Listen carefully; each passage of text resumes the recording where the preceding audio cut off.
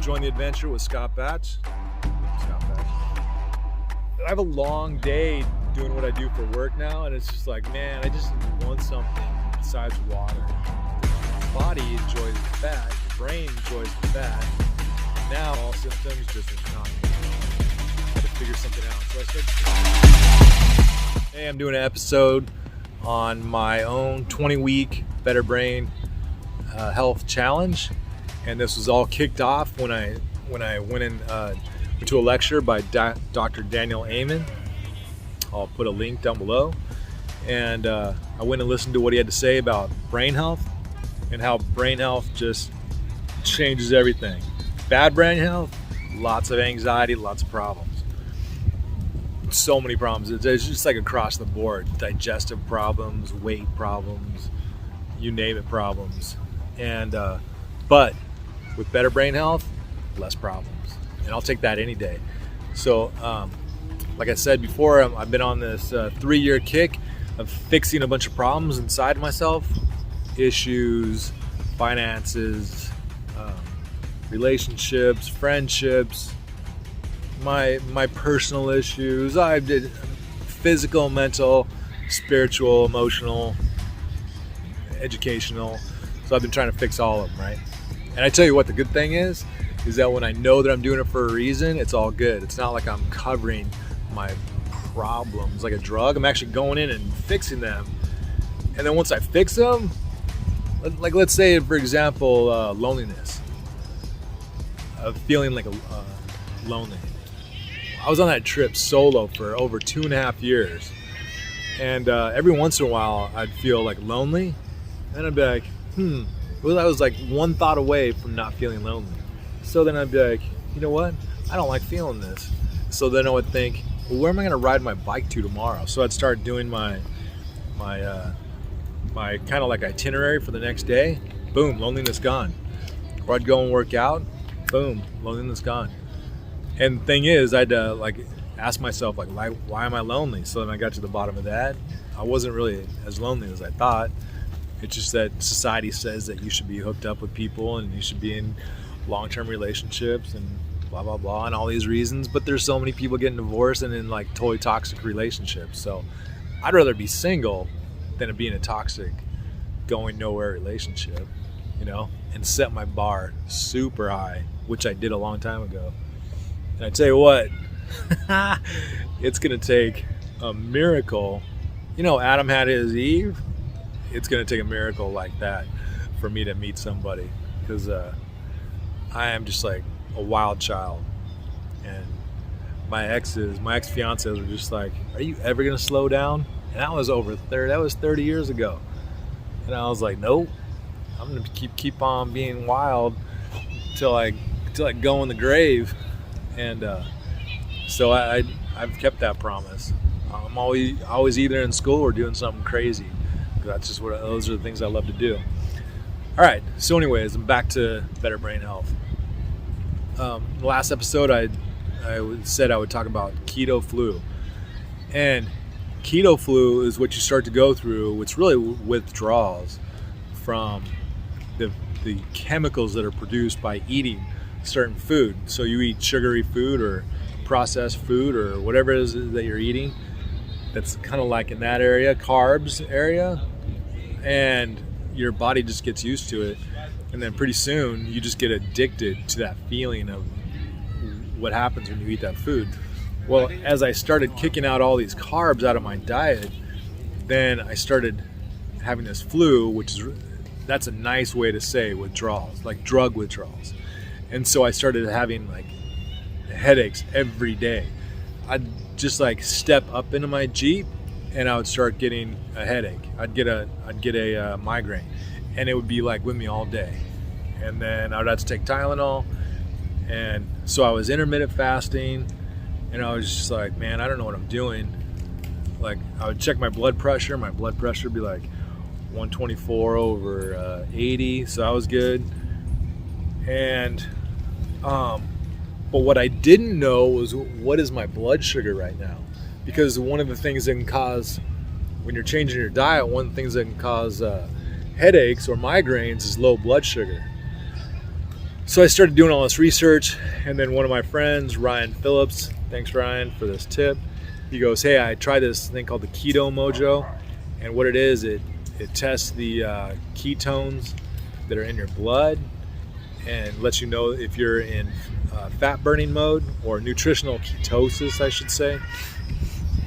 And it also tells you what your blood sugar levels are, because if your blood sugar level is anywhere above 100, it's going to kick you out of nutritional ketosis. So instead of being in fat burning mode, you're in sugar burning mode. So that's where you get the roller coaster effect. Well, once you get into fat burning mode and you stay in it, then your energy levels are like super even, unless you don't get enough sleep. I didn't get enough sleep the other day, and I was dragging all day yesterday. So I ordered the Keto Mojo. I'll put a link for it. I ordered it on Amazon, and I tell you what, right away after I got it, I was like, I want to find out what my baseline is. I'm gonna be checking my ketones and my blood sugar level like all the time. You know, it's like this brand new toy, and so I'm gonna start doing that, and I'm gonna start figuring out, am I in ketosis, nutritional ketosis, or am I still to have too much sugar, which also means too much insulin.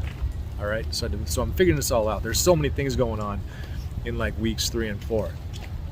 Well, then what I realized is that, because I was doing all this research, is that whole milk elevates blood sugar. And I was putting all this whole milk in my coffee. Remember we were talking about coffee and MCT? Well, I found out that I'm dumping all this whole milk into my coffee because I don't like black coffee, and now it's decaffeinated. I thought I'm doing better. Nope. I'm getting all this sugar from the coffee, which is spiking my insulin, spiking my blood sugar, and that's not going to allow me to be in nutritional ketosis. So I'm finding this all out. It's just like, are you kidding me? Now it's milk. How am I going to drink coffee? I have a long day doing what I do for work now, and it's just like, man, I just want something besides water to drink. Can I just have something in life that's like keeps me happy, you know? And which is probably give me dopamine too, which is not good when I drink the coffee. But anyways, so I was like, well, if I can't drink skim milk and I can't drink whole milk because most of them have sugar, what can I do? So I do my research. I found out that I could start. I tried oat milk and I didn't like it. Tried almond milk, didn't like that. And then I found out that I could use half and half because it doesn't have very much sugar, but it has fat. And your body enjoys the fat, your brain enjoys the fat, and now the MCT oil, which is more fat, so I'm drinking the coffee with half and half and MCT oil. So I still get that good tasting thing, which I don't know if I get a dopamine rush from it, but I'll have to see about that one day. Future issue to deal with. But it's all working out. But it took me a minute. But I'm going through this keto flu at the same time, which is I'm just getting headaches all the time, and I couldn't figure it out. I'm still intermittent fasting, and the intermittent fasting seems to be going good, but the headaches and the flu, that withdrawal symptoms, just was not good. I had to figure something out. So I started figuring out that, hey, maybe it's my electrolytes, because you start urinating a lot when your body, like when you change things with your sugar. If you drop your sugar, I found out that you end up urinating a lot because your body is like trying to like, you know, fix everything, and starts eliminating a lot of like toxins out of your body. So by this time I've kicked out quite a bit of sugar, and I get the Keto Mojo, I get it in, and now that I have that, I'll know what my blood sugar is. So I do have this keto flu. Some people get very anxious at this point, and I'm just kind of like all week I'm just dealing with this. I'm not working out yet. I can't even work out because that's like I just have this pounding headache, and so I was just like, I don't know if I'm gonna make it through this. I'm gonna have to go. I want to get to the other side. I got to figure it out. And So that's what I started doing. I got the Keto Mojo, and that's what our next episode will be. I'll actually use it and show you how I use it, and I'll show you what the results are for me right now. All right, so join me in the next one, and let's see a live demonstrate. Well, live right now, you know what I'm saying, but I'll show you exactly how I use it, and I'll tell you what I realized was still in my diet that was causing me to have still elevated blood sugar and was not allowing me to get into nutritional ketosis. All right. By the way, if you try any of this stuff out, I would encourage you to talk to one, a nutritionist, two, your doctor, because if you have any kind of blood sugar problems, this is totally gonna mess you up. All right. So I would totally do this if you try to do it under a doctor's supervision. All right. See you next week or on the next episode for Keto Mojo.